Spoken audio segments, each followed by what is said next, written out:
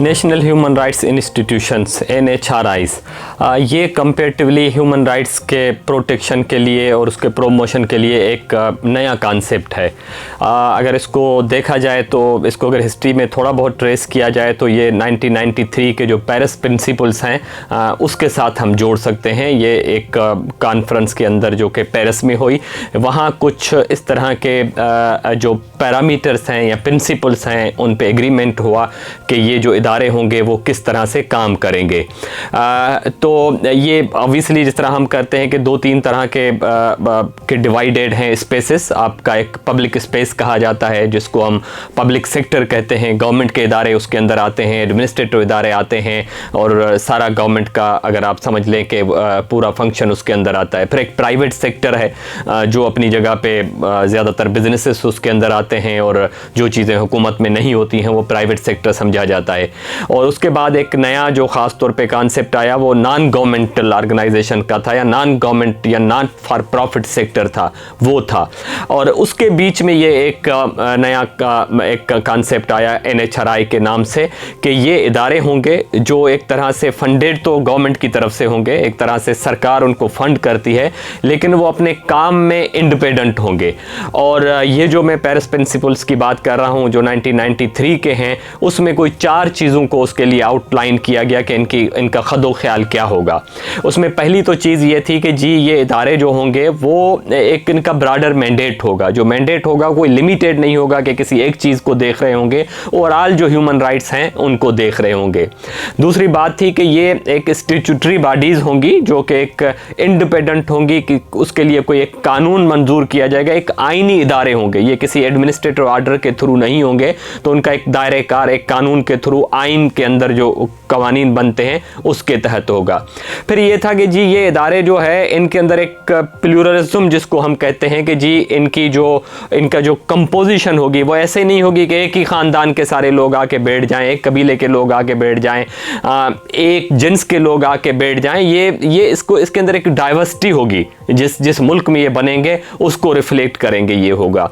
और फिर इसके अंदर ये था कि जी ये इदारे एडमिनिस्ट्रेटिवली और फिनेंशियली आज़ाद होंगे।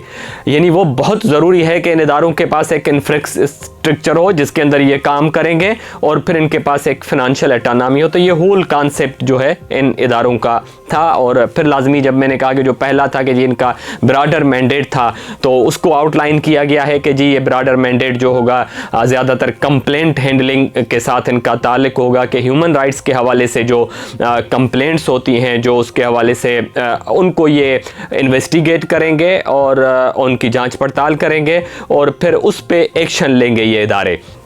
तो इन इदारों को इतना कॉम्पिटेंट होना चाहिए कि ये काम कर पाएँ। पाकिस्तान में ये इदारों का जो क़याम है, एक 2012 में national commission for human rights का जो लॉ है वो बना।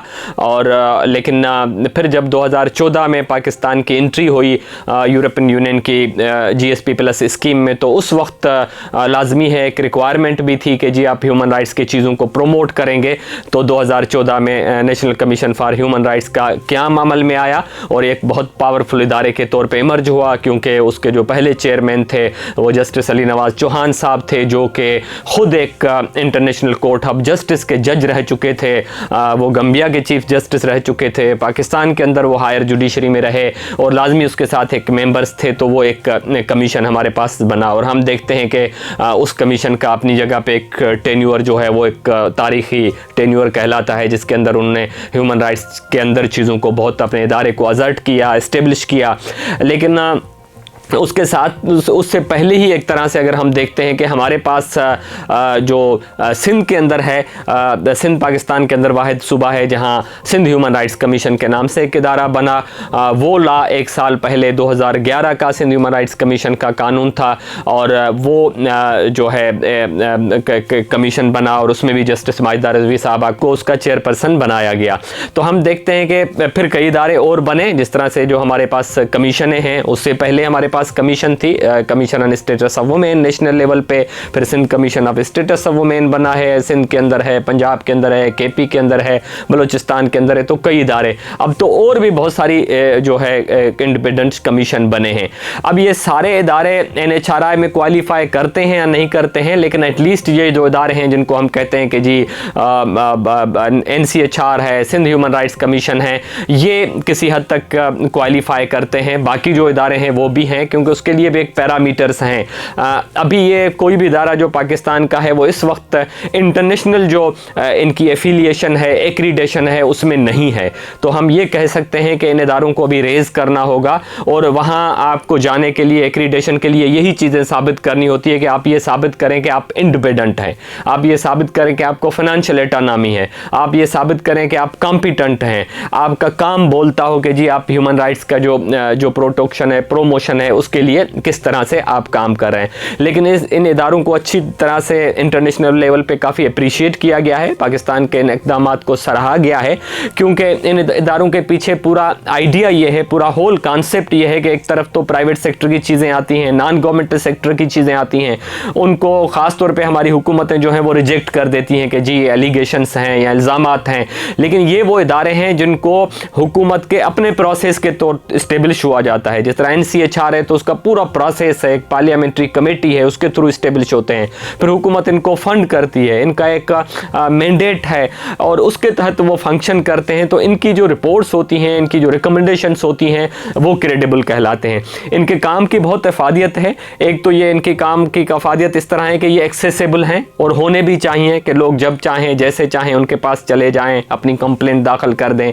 इसमें वकील की ज़रूरत नहीं पड़ती, जिस तरह आपको कोर्टों में वकीलों की ज़रूरत पड़ती है, यहाँ किसी वकील की ज़रूरत नहीं है, कोई भी बंदा जाके इसको कंप्लेंट कर सकता है, तो वो आसानी हो जाती है। जिस तरह मैंने कहा इनका एक ब्रॉडर मैंडेट है और ये बाकायदा एक तरह से प्रोसीडिंग्स करते हैं, जिसके अंदर ये सिर्फ एक लिमिटेशन है कि इनका जो वर्डिक्ट होता है वो बाइंडिंग नहीं होता है कोर्ट की तरह, वो रिकमेंडेटरी होता है। लेकिन कई जगहों पे इसमें बहुत वैल्यू होती है, क्योंकि जो ख़ास तौर पे विक्टिम्स हैं वो रिलीफ महसूस करते हैं, और जो लोग इसके लिए अक्यूज्ड होते हैं या जो आप लोग समझ लें कि जो ह्यूमन राइट्स की वायोलेशंस में, अब्यूज़ में इन्वॉल्व होते हैं, उनके लिए बहुत मुश्किल होता है कि इस तरह की चीज़ों से गेट अवे हो जाएं। इनका और भी काम होता है, बहुत सारी चीज़ों पे ये पब्लिक पोजीशंस लेते हैं, वो भी एक तरह से बहुत इफेक्टिव रहता है। ये मीडिया के साथ मिलके, सिविल सोसाइटी के साथ मिलके एक रोल करते हैं। तो अगर हम सिंध ह्यूमन राइट्स कमीशन का ही रोल देख लें तो मेरे ख्याल में बहुत एक इफेक्टिव कमीशन बना, और जस्टिस साहिबा ने उसको काफ़ी एक वायबल किया कमीशन को। इस वक्त तो कमीशन का दफ्तर कराची के अलावा सखर में भी है, लाड़काना में भी इस्टेब्लिश होना चाह रहा है, लेकिन जब कराची में भी है तो बहुत एफिशिएंटली जो कंप्लेंट्स है उनको हैंडल किया गया, कमीशन के दायरे कार को बढ़ाया गया, ट्रेनिंग जो हम कहते हैं काम, इनको अवेयरनेस करना है ह्यूमन राइट्स की, उसके अंदर बहुत सारा कंट्रीब्यूशन किया। तो ये है, लेकिन ऑब्वियसली इन इदारों को पेरिस प्रिंसिपल के तहत ले जाने के लिए अभी सफ़र काफ़ी है, जिसमें एक तो है कि इन इदारों का इंडिपेंडेंट होना ज़रूरी है, ये जब अपॉइंट होते हैं, जब इनका प्रोसेस होता है उसका ट्रांसपेरेंट होना ज़रूरी है। इसी तरह से इसके अंदर जो है फाइनेंशियल एटोनॉमी बहुत ज़रूरी है, जिस तरह से कई डिपार्टमेंट्स के साथ ये इदारे लाजमी मिल के काम करना होता है। ये गवर्नमेंट के इदारे हैं तो एडमिनिस्ट्रेटिवली तो किसी डिपार्टमेंट को देखना होगा, लेकिन उनका काम जो है वो इंडिपेंडेंट होना चाहिए। इसी तरह से जो मरकज़ी लेवल पे NCHR है, वो जब एक NCHR का टेन्योर ख़त्म हो गया था तो दूसरी जो है कमीशन को कॉन्स्टिट्यूट करने में बहुत टाइम लगा। तो मेरे ख्याल में एक अच्छी पेशरफ्त है पाकिस्तान के अंदर, जहां हमारी कोर्ट्स जो हैं वो कई केसों से भरी हुई हैं, आम लोगों के पास एक्सेस नहीं है। तो ये इदारे एक रे ऑफ होप हैं, लेकिन ये डिपेंड करेगा कि ये इदारे अगले दिनों में कैसे काम करते हैं, इनमें कौन से लोग आते हैं, वो खुद कितने कॉम्पिटेंट हैं, कितने कमिटेड हैं, कितने रिसोर्स अवेलेबल हैं, उनकी अप्रोच क्या है। लेकिन ये और मेरे ख्याल में सिविल सोसाइटी पे भी डिपेंड करता है कि वो इन इदारों पे कितना प्रेशर डालते हैं। सारी दुनिया में ये होते हैं कि जब इस तरह के इदारे बनते हैं तो सिविल सोसाइटी एक तरह से इनमें बड़ा रोल अदा करती है। तो मेरे ख्याल में एक अच्छी अपॉर्चुनिटी, एक अच्छा मौका है कि हम इसको आगे देखें और इनको एक बेहतर इदारे बनवाने की कोशिश करके, और सिविल सोसाइटी का इसमें एक बड़ा रोल हो सकता है।